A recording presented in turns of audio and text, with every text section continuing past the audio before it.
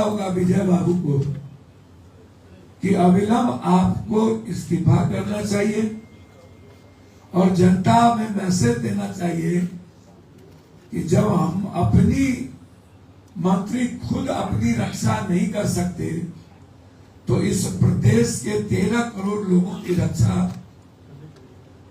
अब नहीं हो सकती, क्योंकि सदन में एक दूसरे से सब मिले हुए, सदन में मुद्दों पर बात नहीं होती। इस प्रदेश की स्थिति अच्छी नहीं है, हालात अच्छे नहीं है, क्योंकि सब एक दूसरे के चोरी के बारे में जानते हैं। सदन सिर्फ अखाड़ा बन गया है 2025 के सियासत, कुर्सी और एक दूसरे के चोरी को बचाने का। इसलिए पूरी सिंगला कंपनी की जांच 10 मार्च के बाद इसकी पूरी जांच के सदन में हम लोकसभा में उठाएंगे। और इतनी नहीं, जो भी कंपनी पुल बना रही है या कोई भी RWD से लेकर के जिसमें नेताओं की मिलीभगत है, ग्रामीण से लेकर भारत सरकार को मैंने चिट्ठी लिखा है कि 20 साल के अंदर जो भी टेंडर हुए उसकी पूरी जांच करें। प्रधानमंत्री जी को भी, मुख्यमंत्री जी को भी, क्योंकि बिहार के मुख्यमंत्री तो अब सिर्फ पदाधिकारियों ने उन्हें निस्तब्ध कर दिया। वो काम करने वाले व्यक्ति थे। पता नहीं नीतीश कुमार जी किन परिस्थितियों में मुख्य दर्शक बने हुए हैं, क्यों चुप है? क्या कारण है कि इस प्रदेश की प्रगति रुक गई, जो बजट से समझा जा सकता है? बिहार का बजट मुझे लगता है कि ऐसा बजट मैंने किसी भी, जो सबसे छोटा प्रांत है उस प्रांत में भी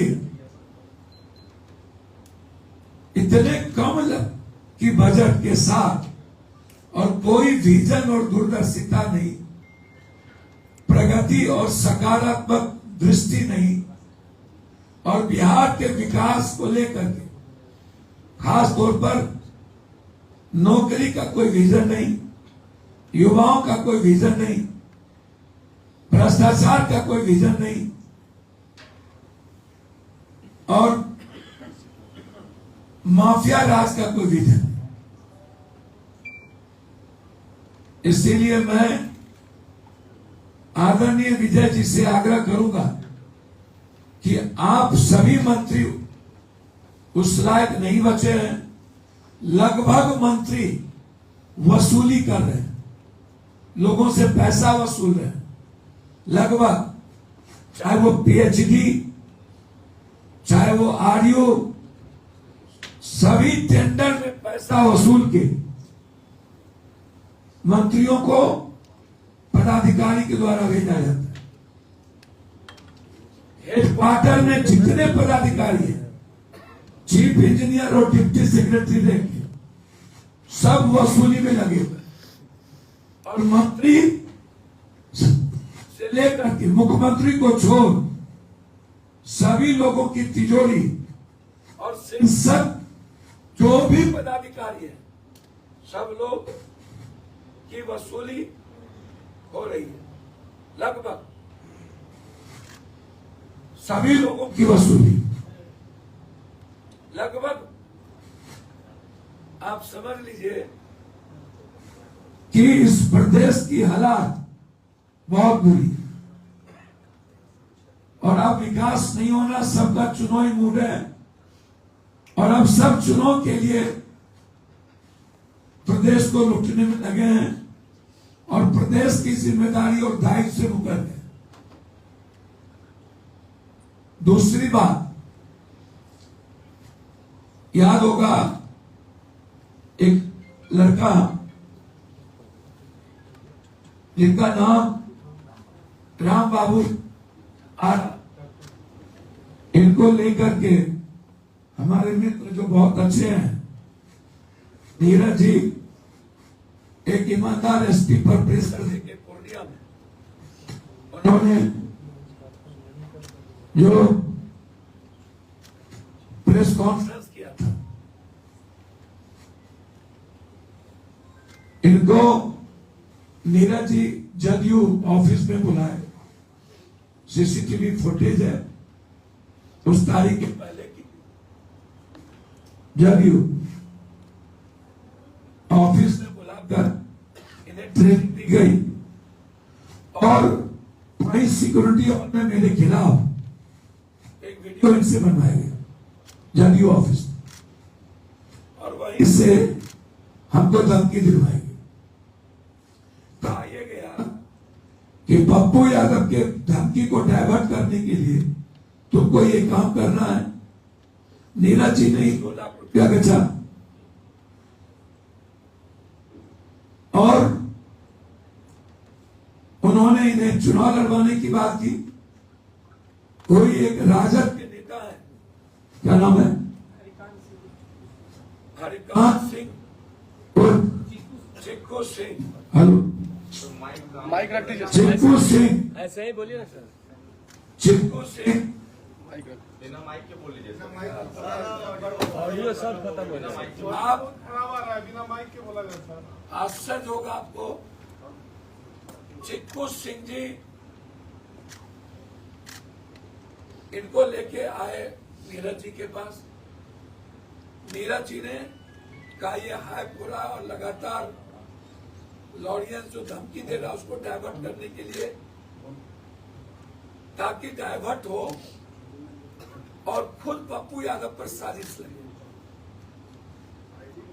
और मेरी जान की हत्या को कमजोर करने के लिए नीरज जी ने किसी से बातचीत करके, मुझे समझ में नहीं आता क्या इतने बड़े पार्टी और गंभीर नेता जो नीतीश जी है उनके प्रवक्ता इस तरह होंगे। इनको यहां के बाद धमकी दिलवा करके छोड़ दिया गया। उसके बाद एसपी पूर्णिया को फोन करके इनका मोबाइल नंबर दिया गया, इनसे बातचीत किया। वहां के पदाधिकारी यहां आए, गाड़ी से लेके गए, आधा घंटा इनको मात्र लॉकअप में रखा गया और इनको कहा गया कि मैं जो जो प्लान करता हूं वो आप बोलिए। पप्पू यादव जी के अमुक आदमी का नाम लीजिए कि पटना में हमें मिले थे, नहीं तो जेल में बंद कर देंगे। गाली गलौज की गई। एसपी साहब पर पटना से प्रेशर दिया कि आप वहां पर ये प्रेस कॉन्फ्रेंस करें। आज जब हम आए तब ये आए कि मेरे जान को खतरा है, फिर मुझे परेशान किया जा रहा है। मैं ना आपको जानता था। हम जेल से जब निकले, चिक्कू सिंह हमको जदयू ऑफिस में ले गए। फिर जब हम लौटे पूर्णिया से तो दोबारा हमको पूर्णिया थाना से फोन आया कि आप सचिवालय थाना चले जाओ और सचिवालय थाना पे सचिवालय आए, सचिवालय वो बोले पटना आ गए सचिवालय। उसके बाद वो बोले कि जेडीयू कार्यालय, सचिवालय में बोला गया जेडीयू कार्यालय फिर चले जाओ। दोबारा गया तो आप फिर कौन मिला? नीरज जी। आप आप बताइए क्या हुआ, बोलिए। देखिए, कुछ दिन पहले मैंने दिसंबर में आदरणीय सांसद मोदी जी को धमकी तो मैं दिया था, लेकिन हम अपने समाज के बीच और पूरे देश के सामने में रखना चाहता हूं कि जो घटना हुआ सांसद महोदय के किसी के नेताओं का हाथ नहीं था, बल्कि ये प्रशासन और जेडीयू और आरजेडी का हाथ था। और 1 दिसंबर को जो मैं जो घटना जैसे हुआ उसको मैं बता रहा हूँ कि पहले हमको पटना बुलाया गया आरजेडी नेता के द्वारा, और फिर चिक्कू सिंह जो है आरजेडी के नेता है, उन्होंने हमको जेडीयू दफ्तर ले गए और वहां के प्रवक्ता है जेडीयू के नीरज सिंह जी, उनसे मिलवाए। तो नीरज सिंह जी ने हमसे मिलके बोला कि काम करना है, तुम्हारा भविष्य भी बदल जाएगा। तो मेरे में भी गलती है, मैंने कुछ गलती किया कि मैंने सिखावला में मैंने गलती कर दिया, लेकिन वो लोग हमको 2 लाख रुपया और भविष्य में नेता बनाने का बात नीरज सिंह जी ने खुद कहा था अपने मुंह से। सीसीटीवी फुटेज के जाने का नहीं। मैं वहाँ 2-3 बार गया और वहाँ के जो एमएलसी है जेडीयू के नीरज सिंह जी से जब वीडियो बनाने गए थे, बुलाए थे तब, और जेल से आने के बाद फिर हम नीरज सिंह जी से मिले थे। तो मैं दूसरा का जो बार मिले तो वो कहे कि तुम एक काम करो, चुनाव की तैयारी करो, तुम चुनाव लड़ो। हमने कहा ठीक है सर, कहाँ से? तो बोले राघोपुर से। तो मैं इसलिए बोला हूँ कि मेरा उम्र क्या हो रहा है, आप लोग बताइए। मैं गरीब परिवार से आता हूँ, मैं यादव परिवार से आता हूँ, और मेरा उम्र भी नहीं है और मेरी जान की भी खतरा है। तो मैं ये भी कहना चाहता हूँ कि मैं अपने नेता जो हमारे समाज के एसपी जैसा हमको 1 तारीख को रात में 10 बजे भरतपुर थाना ने पकड़ा, 2 तारीख को पुनिया एसपी के जो थाना है वो हमको ले गए थे। वहाँ हम 7 बजे रात को पहुंचे तो हमको आधा घंटा रखा गया जेल में। उसके बाद हमको 8 बजे से लेके रात 1 बजे तक बैठाया गया, और किसी नेता, पता नहीं वो कौन नेता थे जो आए थे, वो जेडीयू के नेता थे, वो जो चश्मा पे उसका नाम नहीं जान रहे, संतोष कुशवाहा कुछ नाम है, लेकिन वो भी लोग आए थे। और श्रेयांक राचा गया, जो हम तो खुलेआम जो मीडिया पत्रकार को वहाँ जो बैठ लोग लिए थे हम बताए थे, लेकिन वो वहाँ दबा दिया गया। आप जानते नहीं ना वो कौन थे, उसका नाम क्यों है? नेता को आए? हाँ, नेता को आए थे। उसके बाद फिर एसपी ने अपने तरीके से प्रेस कटेंस किए और हमको तो बेल दिए जेल थाना से ही। तो मेरा मोबाइल भी जब्त कर लिया गया, मैं मोबाइल मांगा तो नहीं दिए, और बोले कि अगर सच्चाई को सामने लाओगे तो हमको गाली गलौज और उल्टा शब्द भी बोला गया, जो हम नहीं रख सकते हैं। और फिर उसके बाद थाना से ही हमको फोन आया 1 महीना पहले कि पटना आओ।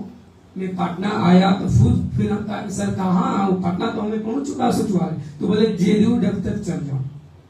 तो मैं गया तो इस चुनाव का जो मसला है तो नीरज सिंह जी खुद कहे तुम चुनाव लड़ो। तो इसलिए हम बोले कि मेरा उम्र क्या हो रहा है, हमको फंसाया जा रहा है और मेरी जान का भी खतरा है। तो मेरी सरकार से भी कहूंगा और सांसद जी से भी मैं कहा कि सांसद जी से भी माफी मांगा कि मैंने गलती किया, आप माफ कीजिए। और अपने समर्थकों से, चाहे जो मेरा ही जाति के लोग जो हमको दबाव देते थे, गाली गलौज होता था, इसलिए मैं महसूस कर रहा था अपने आप को